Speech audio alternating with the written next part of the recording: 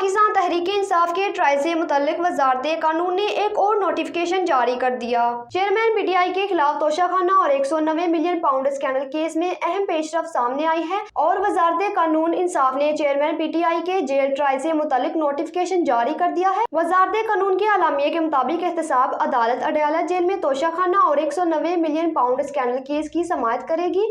ख्याल रहे कि Al-Qadir trust 190 million pound case की समाअत आज अडयाला जेल में होगी।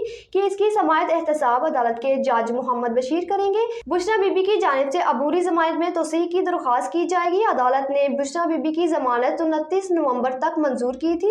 एहतसाब अदालत तोशाखाना केस में चेयरमैन पीटीआई की दरख्वास्त जमानत पर भी समाअत करेंगी। इस्लामाबाद हाई कोर्ट ने इमरान खान के खिलाफ साइफर केस जुडिशनल अदालत में ओपन करने का हुक्म दिया था, लेकिन ऑफिशियल सेक्रेटरीट एक्ट की खसूसी अदालत ने साइफर केस में फैसला सुनाते हुए कहा कि एसपी अडयाला जेल की सिक्योरिटी रिपोर्ट की रोशनी ट्रायल जेल में होगा, जिसकी ओपन समाअत की जाएगी।